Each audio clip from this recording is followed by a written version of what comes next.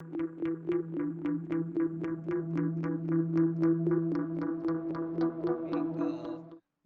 morning, everyone. Welcome to the really free chat room. So we have two guests today, Bala, or actually three guests, Bala, Lisha, and Lisha is Andrew. here, walking by my Hey, side. yes, yeah.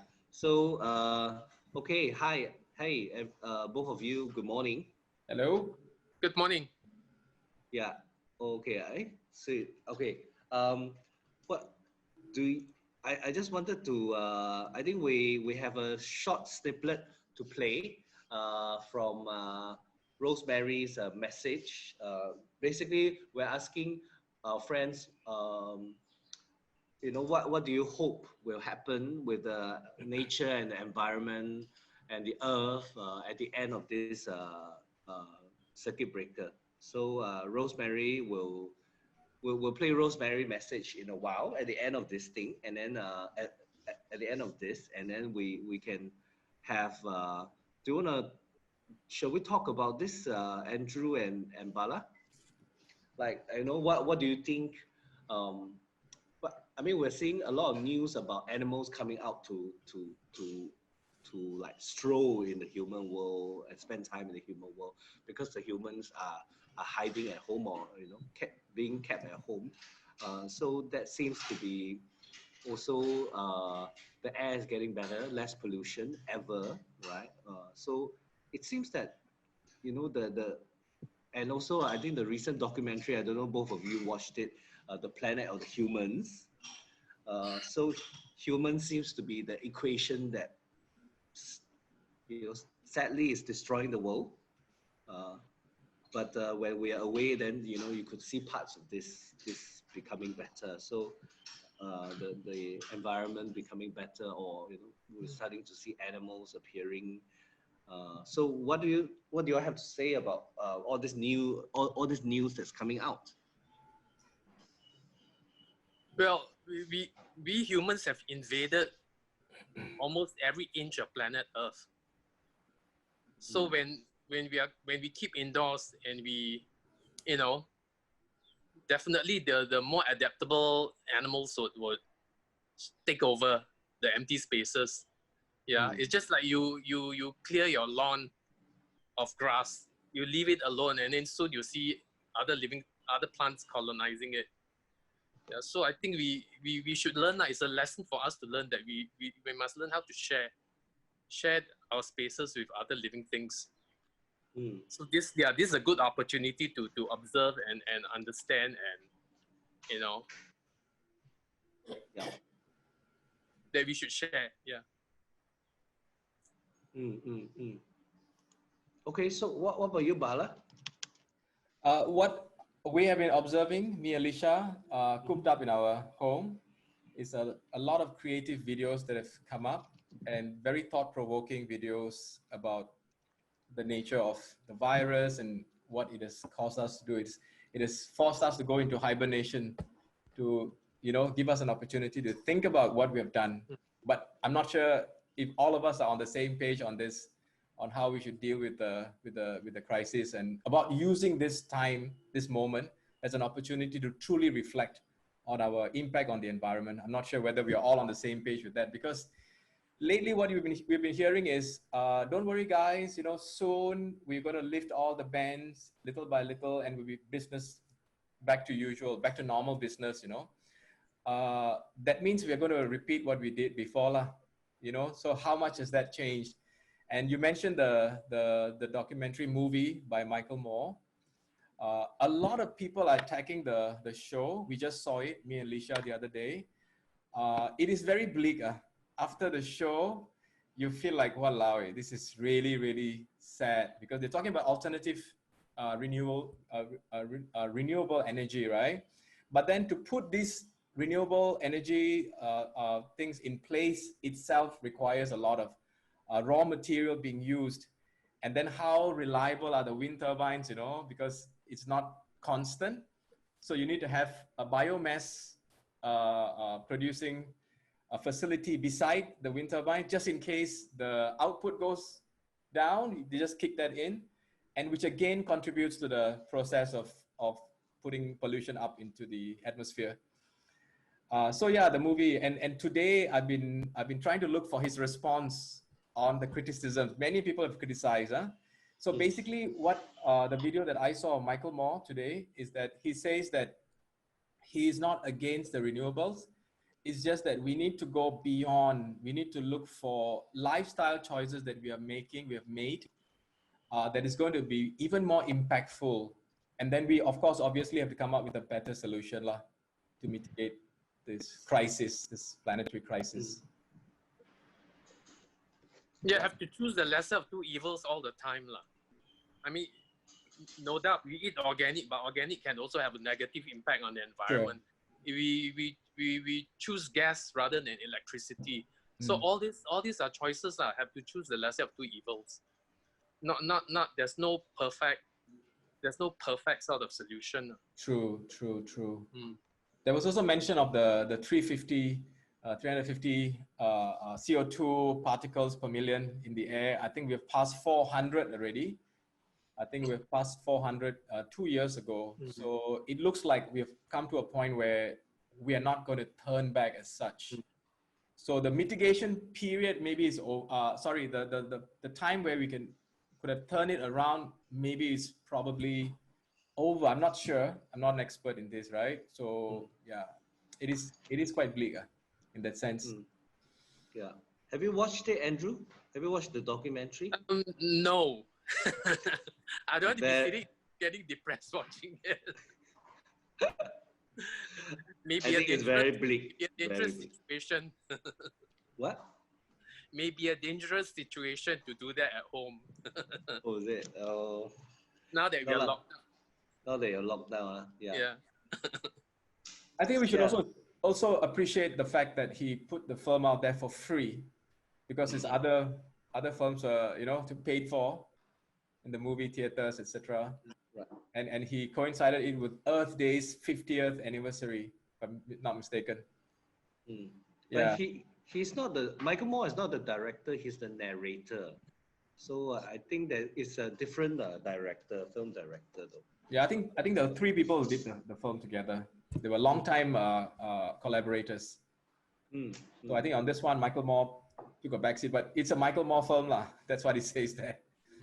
Oh, right. Yeah. So it's a Michael Moore film.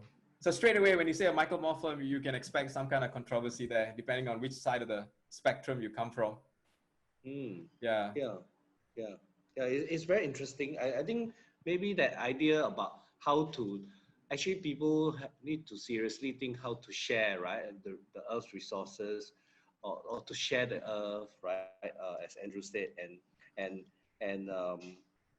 maybe the good point that Bala brought up about like some of these things, of course they are very, very negative, but then it's also telling us something about what we are. Although it's very bleak, everything doesn't seem to work at all, right? But Bala, was there really any solution that was offered? Because I just watched it last night too. I don't think there was any solution other than we have to really rethink about how we use our energy and cut down, right? What was shocking for me to observe in the film was our heroes, like Al Gore and a few other people from 350 and all that. These are luminaries in the mitigation process. It didn't really put them in good light. So I was like, wow, if these guys, these people, these folks, they know a lot about what we need to do, are falling short. What about us who are not experts? I mean, from my perspective as an individual, and Lisha also, I think she concurs. I'm from the fitness background, fitness professional. If we can all keep ourselves fit, that's like the basic thing, because it's very easy to fall into ill health, depression, because there's so many things happening. I mean, I myself, I lost all my job, and I had to rediscover myself via online, platforms, etc. But in the meantime, if we can, of course, obviously in my situation, I have to live very frugal, but to keep our immune system strong, so that we can be just there, up to the task of just day-to-day living. I mean, there's a word that I like, there's a term that I like, community immunity.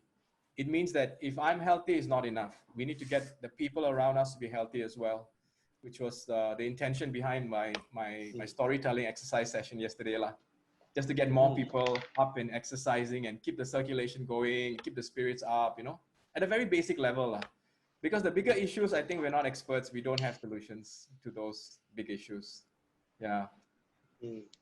Yeah, it's a very tough one to.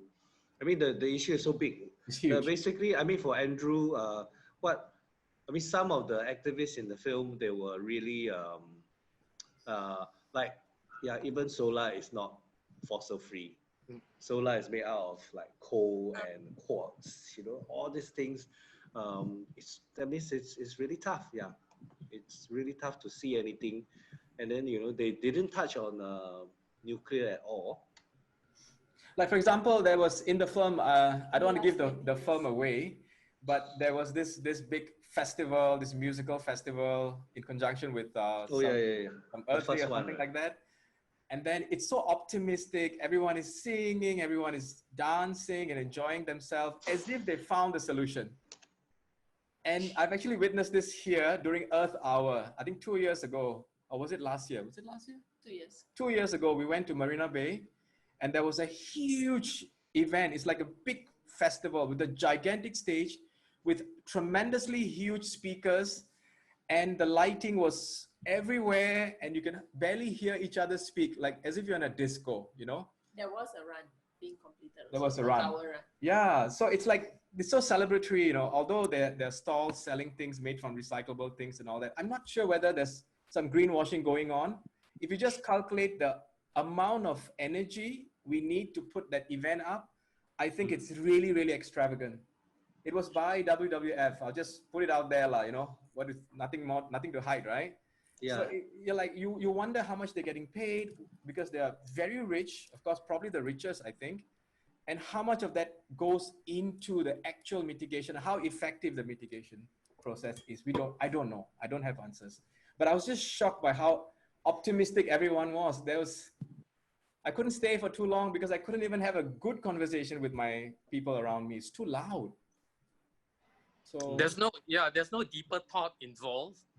It's quite superficial most of the time. It's like National Day, or it's like, no, wait, during the haze, we are suffering from the haze, and yet they insisted on having fireworks. I still didn't understand that. Yeah, and fireworks are so pollutive. You can literally see the smoke after the fireworks has been set off. Yeah, so and that moment we were suffering from the haze, and yet they went ahead and did this. Yeah, so it's like no deeper thought involved. I wonder if it is because, you know, this is how we are wired, the human of the species. We need to be hopeful all the time. And the powers that be just want to keep people, you know, inform people, let them know that, hey, don't worry, we're trying this, we're trying this, we're trying this. So that people don't become, you know, despondent, depressed, sad, you know. So, but then you can see clearly that there's a lot of greenwashing going on. But what is the solution, right? If you can't do this, then what else? They'll normally ask you, do you have a solution? We don't. I don't. This group, this panel, we don't have a solution. Yeah. So we need to scrutinize, I suppose, you know. Yeah. Like carbon footprint can be measured, right? Lifestyle choices can be measured. Health can be measured. So I think the optimism can come from things that we can measure, really measure, not just throw a number out there. Yeah. So I mean, coming down to individual, you know, keep your fitness level up, and then call your friends. The basic things like, hey, are you okay? Send a message. I'm doing this exercise session. Come join me. You know, just get things going, circulating in your body. But other than that, I think most other things are systemic. Even if you want to make a change, because the wheel is moving, and if you don't move, you get trampled, you get rolled over. So you see that people really have good intentions, but then you're part of the system and you cannot say no. For example, the 2 climate change activists who protested, you know, they're young people. I have friends who actually know them personally. And of course, they were taken to task, right? We know that the police went to them and confiscated their handphone, their computers and all that. And the girl, actually, I'm not sure, one of the two, they actually said that, you know, we know the consequences. We know what's going to happen, but we can't wait because we're really feeling emergency, the need, the dire need. So they went out there and they just sacrificed themselves. And maybe I'll give Andrew. Andrew, want to say something? No, I mean, yeah, sure. Individually, we strive for change. We do actions to hope for change, but it hopefully it's going to be a collective effort eventually lah, when more individuals join in lah. So I mean, there's a way for every individual to add on. And of course, in Singapore, we have limitations, right? We cannot go out there and protest, and unless it's sanctioned, unless it's at the speaker's corner. And I think these two individuals did know the consequences, right? They mentioned. And what was interesting is the other climate groups came together and they had a poll in one of the Facebook groups. Like, should we support a group of civil society activists? Groups came together. They're all doing different things, not just climate. I think climate, there were only about 4 or 5 groups. The rest were all theater groups, civil society groups, etc. They all came together and wrote a petition, if I'm not mistaken. They wrote a petition asking the authorities to go easy on the two because they mean well. This, they're individuals, they're young people. And if you take them to task and really give them a hard time, then it kills the spirit. And hi Kripa, hear you at the moment. You got to unmute yourself. Yeah, I just unmuted. Hello, hi. Lisha's just beside me. Oh, now it's good afternoon, right? Good afternoon, everyone. I just got back from Mandai. Yes, but before you continue, I just want to let you know we're recording. Okay. So, and this is for the really free chat room broadcast. Right. So you'll be broadcasted maybe next Tuesday, on Tuesday. Yeah. Okay. Right. Sure. Thanks. Just in case you mentioned it. Oh, just showered, Oh, right. Or you're topless, I don't know. Oh, no. Okay, and Andrew's making eyes. Yes, what, Andrew? No, I sorry. I was just Bala. making. Is it because I'm late? I'm very late, right? So sorry about that. Yeah. No. Yes, sorry, Bala. You were saying? So it was very interesting to observe, so the green groups on this Facebook platform got together to talk about the petition by the civil society groups. So the poll was, how many of you agree that we should support this petition? Because we're all coming from different, levels of advocacy, right? Some people want to take, more, how shall I say this? What's the right word to use? Anyway, who should support the petition? So initially, there were a lot of people who said that we shouldn't support it.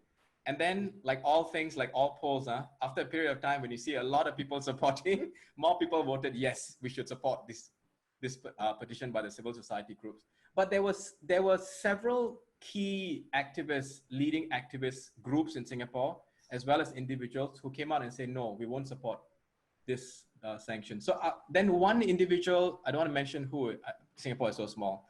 After a while, you know who is who. One individual mentioned that because not many environment group was part of the petition, I don't see why we should support it. So, and this person said that they couldn't really connect to civil society, this tag, civil society. So the question is, do environmental groups consider themselves part of civil society? It's a question that I'm pondering on. Or are the environment groups separate from civil society? What is civil society? Maybe we can each take turns to define civil society according to what you feel it is. Okay, but if Kripa just came in, I just want to mention that because when people are listening into the show, they just come in, so they may not know where we are at in the conversation. So that's why I will occasionally summarize a little bit because some people get lost.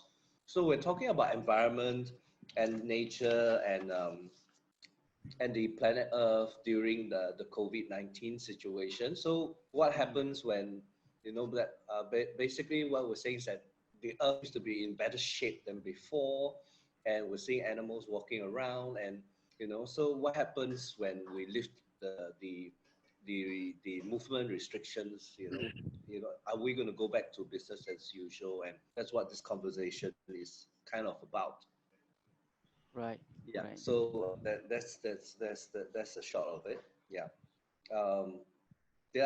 Did I just forget what? But okay, civil society, and then Bala's talking about the activists, the two young environmental activists who held a signboard in a photograph, Mm. right? I think so. All All right. like, and then In and the then they were news. investigated. Mm-hmm. Yeah, Mm-hmm. yeah, which Right. is really unfortunate. I really, yeah.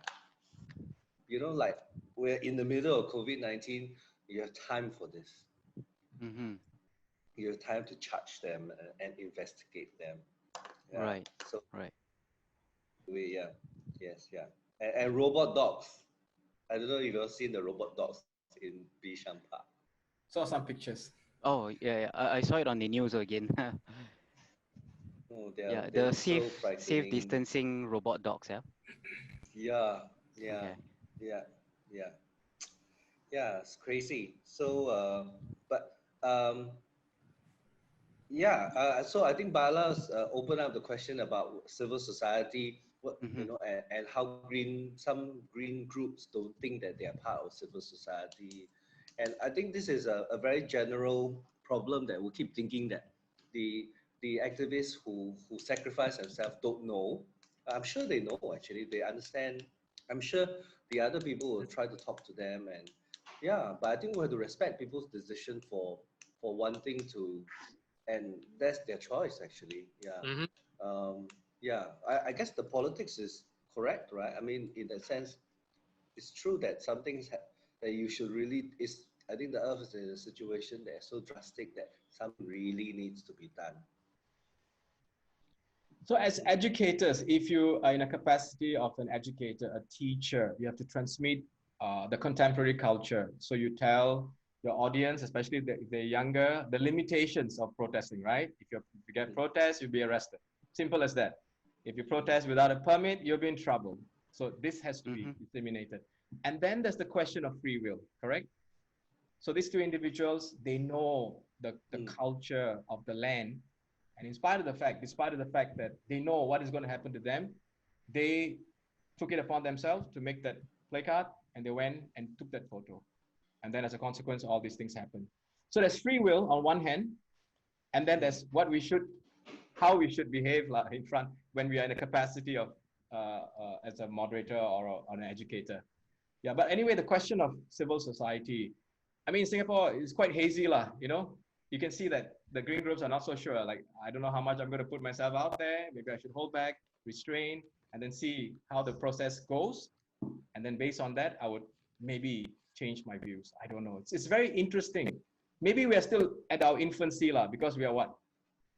Slightly more than 50 years old. So we are a super young country. So all this these efforts are all new. We're breaking new grounds, lah, the way I look at it. What do you guys think? Definitely lah. I mean, definitely green groups, environmental groups especially definitely should believe that they are part of civil society. Can't be any other way, right? I mean, you're speaking up for the environment and it affects the community. So I find it odd if some of these green groups feel that they are not part of it. It's very odd. Well, on the other hand, the established groups in civil society, and these are not just mostly not green groups, they took it upon themselves to actually come up with this petition and say, hey, look, guys, these two people, they're not criminals, they're not diabolic in any way. We should support them, because otherwise, what's going to happen? Once you have a record, it stays with you for life. A nice gesture, no harm done. Is a nice gesture. Exactly. Yeah. So it's very interesting to observe the conversation. Andrew, you're not on Facebook, right? No. So I was just reading through all the different comments and all that, and you can see that like if you toe the line, if you do all the right thing, if you say the right words, then you can probably I don't know, get good things happen to you, to get represented, represent Singapore, go to COP 25, 26. I don't know what COP it is right now. I don't know, So if you are seen as someone who's critical, then you have a label, perhaps. I don't know. You have a label attached to you. So I don't know. It's very interesting. In Singapore, we can still speak up, just that in any way that you want. I mean, you have to to deal with the consequences in the way you speak out, right? But we do have many choices. It's not like we are in some third world country who's under a dictatorship and you can get killed for speaking up, right? So we do have opportunities. It's up to us to select the mode of speaking up. Only that in this case, the climate is going to not wait for anybody, like on one hand, you have like political structures and so on. And then climate is ongoing, if we don't do anything, then bam, we're going to deal with extreme conditions, extreme situations. Yeah. So these kids, these two young people, they took it upon themselves and said, we're not going to wait. We're not going to wait for groups to do something. We're not going to protest at a given space, Even the speaker's corner, for example, it didn't just pop out of a box. It took a long, long time. People had to really, really fight for it, So yeah, I think the conversation is only beginning, I think, for this young nation of ours that we love. Yes.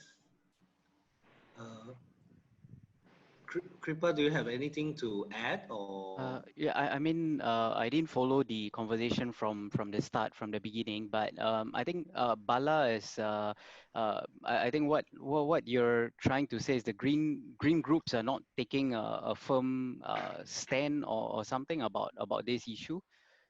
There were some people, one or two individuals who are key players in the local environment scene. They say that I'm not sure if we should support this petition, for example.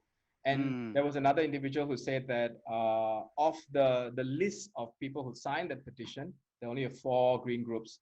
So I'm not sure what it's a he. All right, I'm not sure what he was referring to. If there were more green groups, then it justifies supporting the sanction. I think as an individual, don't forget about groups, forget about big organizations. As an individual, what do you think about the urgency of what these two climate activists? I mean, this goes down in history, whether we like it or not. They're the first 2 climate activists to be arrested. Nothing is going to change that, Where we go from here, I don't know. How big is the conversation going to be? If there was maybe 2,000 activists who went at the same time, would the response be different from the green groups? I don't know. All the individuals. I don't have solutions. I don't have answers. These are all posing questions, following the thread, the conversation. Yeah. Okay. Yeah, I mean, I agree. I mean, there's no stopping from any individual or environmental group to kind of like I would say take a stand, and if they can't or they're not sure, I believe they can just they can just state why. Yeah, so it's I mean, to put it in a way that we will only make a stand, we will only give our opinions or thoughts when we see what other environmental groups say, green groups say, then that's a bit questionable. I agree with you. Yeah, I mean, I believe what they are probably unsure of, it's the facts behind the technicalities of the law, in play, as to with like the whole situation of what you're trying to do and not having permits and all that. So yeah, but I'm I mean, just curious to how much self-censorship is going on, how much they are holding themselves back. They have many things to say, a lot to contribute. Sure. But they're holding themselves back because there's this fear of like, I don't want to put myself out there, just in case. Yeah. Yeah. And I think as Andrew mentioned, that there's no harm, trying to, let's say, persuade or rather, bring it more into context as to the urgency of climate change and why these 2 individuals may have done what they did without the permits and all that. So I think right now what's important is to show support in the right context. I mean, we're all like people who care for the environment. So I guess, I mean, that's what's important at this stage, right? Yeah. They may, I mean, they may not have followed the law, but I guess what we could do is we could show it in the right sense, like why they did what they did, and maybe, okay, they could be more careful in future and all that. But yeah. So how can we support them? What do you propose? I mean, I would say I've already, I think, given the answer. We can, I mean, we can all make a statement, whether individually or as groups, saying that, you know, what they did, why they did it, show it in the right context. You know, it's not like they wanted to really go out there and riot and all that, No, no. but yeah, it's just that urgency. We're all talking about. I mean, unless you're a true believer that climate change is a hoax from the very beginning. If not, then just make a point. Just try to bring it in a positive light, I would say. Mm. Yeah, I mean, I'm also not very sure of the case. I see headlines and all that, but I have not been able to read into much detail. But I would say that I can probably understand why they did what they did. So, and yeah. Yeah, I think that, yeah, that's okay. Andrew, do you wanna? Although I think that maybe many people, I think a lot of the green groups or the larger groups, I think groups, they have a identity, and they have they might in talks with government, and they don't want to be seen to be on the wrong side of things Mm. in negotiation. So there's always this idea that something like that is at the back of their head. And I mean, honestly, I think that maybe if that's how groups feel, but it doesn't change the fact that you as an individual, you can feel something. And as a if the group if you feel that the group if people feel that the group cannot do this kind of support this openly, but at least I think as an individual, there's other ways of doing that. So I think maybe we give groups too much credit that they can do everything, but there's some things that maybe they feel that is at risk. I don't know, like if they're trying to negotiate to save a place with I don't know, another environment, another step board, right? And they might feel that supporting the two activists is at risk of showing that they are, that they might risk all the discussion, whatever lah. I mean, whatever that I guess the government likes to, in a way, make you feel that way, that you have a spot on the table on a decision that most likely has been made before you come in, right? I think. Yeah, because I think that it was really disappointing. For example, we talk about McRitchie, to go through all this thing about interviewing everybody, getting the EIA, and then you're still going to build underground, under the forest, the nature reserve. I think that's like highly disappointing, lah. Mm. What do you think, Andrew? Okay, can I ask if you all remember, like, have there been any decision that has been made to take down a nature space, to develop in a nature space, and the decision has been changed? So I always think that it is only Chek Jawa, right? Are there other spaces that have similar fate like Chek Jawa, where it's announced that I'm going to change, like I'm going to convert Mandai into a spa, and then halfway through they decided, no, actually you're right, the forests in Mandai need to be saved.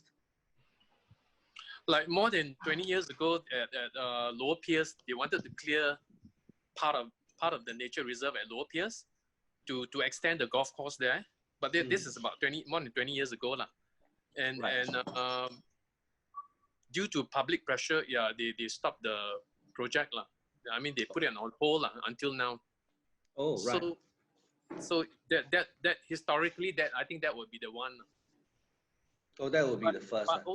But also that one, yeah. Tell us the story. I mean, yeah, they wanted to extend the golf course on the edge of the nature reserve, right? And they wanted to cut down, I think, about 17,000 trees. So Nature Society Singapore started a petition to stop them from doing it. I mean, so it was successful. They didn't do it. So it's a similar case to the current Cross Island Line thing. But somehow the outcome is totally different. Maybe that one is a golf course, and this one is like public infrastructure that will benefit the public. So I don't know. It could be because both are different sort of objectives, right? Hmm. Yes. Anyone has anything to add? No. I remember Substation, the garden. Professor Ho had his campaign to save Sinoko, the bird site. Oh. All those years ago, the 90s, you know. I even remember there was a T-shirt, a protest T-shirt, Save Sinoko, Singapore's richest bird sanctuary or site or something like that. I can't remember now. I must go and dig up this T-shirt lah. Maybe I still have it somewhere. And then I think he was informed that if you get X number of signatures, we will bring the issue to Parliament and we'll talk about saving Sinoko. And then he got tremendous response. Andrew probably will know how many thousand signatures he got. Do you remember? Sinoko, no, I don't remember Sinoko, but for the low PS, it was 25,000 signatures. Yeah, so it was in the tens of thousands or so lah for Sinoko. And then I remember watching Today in Parliament. If I recall correctly, back in the day, Today in Parliament was live. If I recall correctly. But I remember the clip lah. I may have seen the live or the clip. They actually mentioned that there were two things that they were weighing lah: the rights of the birds to exist and the rights of Singaporeans to upgrade to bigger flats. And then they all say that we know who is more important. And then everybody started to laugh in the parliament and everybody clapped as if it was something funny. I don't know, you know. So that's where we are, you know. Yeah. So if we increase the population to 6.9, I don't know, in the immediate future, or even more than that, some say, you know. 10 million. Can we grapple with something like another COVID, another mutation of virus? I don't know. In a small size country, we've got nowhere to run. Huh? We're all surrounded by ocean. So I don't know. Let's keep safe, I guess. Yeah, Kripa, you have something to add on the on the future of no, not future, sorry, I mean on this idea that you know, for example, what's happening at MacRitchie, and we have this whole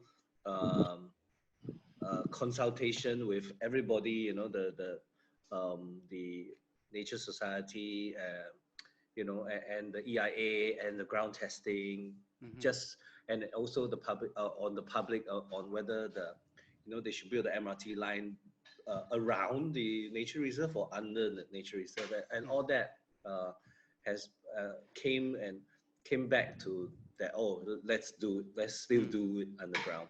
Yeah. I mean, certainly disappointing for a lot of us, those of us who were really trying hard to you know, get the government to seriously consider the I would say skirting around solution rather than cutting across. So I mean, having done the Love Our MacRitchie Forest walks, and then have, I mean, speaking about it, researching about it, giving our thoughts and opinions, certainly very disappointing. I mean, for me personally, and for us, many nature groups that I volunteer with, but well, I mean, we have really done as much as we could to get the message across. The only maybe you know, silver lining in the whole thing is that they have mentioned that the you know, measures that they are going to put in place, a mitigation measures specifically. So that's certainly got stronger throughout. So but yeah, personally, I would have, you know, anytime you know, really supported the skirting around. Mitigation measures are mitigation measures, but again, if there is just one lapse, what I'm worried is it really destroys you know, the entire nature reserve, or part of the nature reserve. So and again, we all know about the you know, consequential effects. So yeah. Yeah, yeah, because I think there's just really not much mentioned that I guess even if you go underground, the noise, I don't know. I mean, it can't be zero. I mean, yeah, Mm-hmm. and it's just disappointing to keep seeing that that they are trying, but then they're not. The outcome is the same. Yeah. So that's why I think I actually thanks Andrew. I didn't know that Lower Pierce Reservoir actually was a case. I thought that only Chek Jawa was the case. So the construction did not even happen at all, right? For Lower Pierce. For that particular patch lah, but of course the golf course at Lower Pierce has intruded into part of the forest, but technically apparently the land belongs to them. But I mean, it's basically they are just next to the nature reserve, right? So but that particular case, it was stopped. Right. Oh, crazy. It is quite obvious that nothing is sacred lah in Singapore. Even the ones that we have saved, it's like, it's a question of when, someone comes up with a new idea, and then there goes the past battles that we have won may not be a complete victory. So I guess this is what you got to grapple with lah, as citizens of this country, I guess. That's why to preempt that situation from happening, which is why we are constantly doing outreach, right? We are constantly engaging people and talking about the issues. So hopefully the generation that comes after would prevent further incursion into our sacred places. I hope I don't live long enough to see the next generation, because I think they're not going to be very kind to us. Lisha is pushing me from here. Yeah, I think they're going to look at us square in the face and say, "You guys, messed up big time." Yeah. So is it worse? You think? Okay, I mean, Andrew's been. I mean, do you guys feel that the environment is worse now? Or I mean, like more green spaces are taken away than before? I Than feel 20 years so. ago? Yeah. Yeah.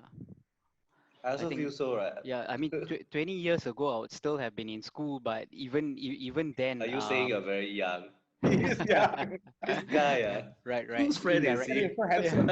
Yeah. But again, I mean, but even then, I only got into the nature scene for like what, maybe over 5 years or so. But even then, seeing development taking away all these forest patches and replacing them, with concrete jungle or parks and gardens, which are a lot more superficial, which is something that I personally don't quite take a fancy to. So yeah, I certainly feel so. I'm always I always when I look at my backyard, it's already an example in itself, right? The connected forest behind me. I don't know how the lighting works, right? But these were all like forested areas, I would say, connecting all the way up to Bukit Timah Dairy Farm that you see far in the background. And then you've got schools, you've got condos, forest patches.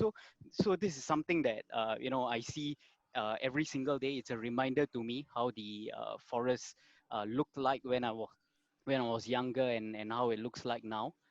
Yeah, creating a lot more fragmentation in the process. So yeah. Today's Mother's Day. I think the greatest mother of all is Mother Earth lah. So I think it's nice that we're having this conversation on this auspicious day. For those of us who are aware of this term, bodhisattva, that means the person who will stay until everyone is safe, and then the person will close the door last, is Mother Earth lah, holding how many of us? 7.7 billion and counting, or even more. Yeah, so happy Mother's Day, everybody. Happy Mother's Day. Happy Mother's Day.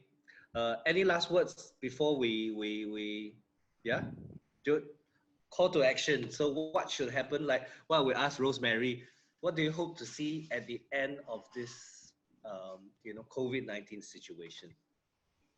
For the earth, for the nature, okay, your turn, Andrew, or what? Okay, to repeat myself, hopefully this period will let people sort of ponder on how we interact with our environment and earth and with other living things. I wish to see that that people will ponder and think about it. Yeah. Okay, Bala. I think a lot of the things we have spoken about are systemic. So it is beyond the purview of individuals. We have to keep spreading awareness, but I think we'll probably be the most aware species to go extinct in the end. But in the meantime, we should just keep healthy, keep healthy mind and body and spirit. Yeah. What about you, Kripa? Right. I would say, of course, uh, like you mentioned just now, silver lining to the whole COVID-19 thing is how in such a short period of time we can reflect on how much less damage we are creating on the environment. So I hope that and again the whole root of this COVID-19, at least as far as we know right now, from the consumption of wild animals. So I guess we can reflect upon all these actions. Actually, everything is being, this whole detriment is created by humans themselves. So it's really time for us to reflect back on what's happening and how we can actually sustain these efforts in less damage to the environment. No, I do not want the virus to continue to kill people, but I love the situation in the sense that there's so few people around, there are more animals coming out to explore. So there are not many changes being made now by people, who I think are the great destroyers of this planet. So it is wonderful. Unfortunately, the leaf blowers have come back to our area again, and they're killing and making a lot of noise. I would like the situation to continue in the sense that the skies are bluer, not many people about, the animals get a chance to roam around and be as they are, basically. Okay, on that note, thank you, everybody.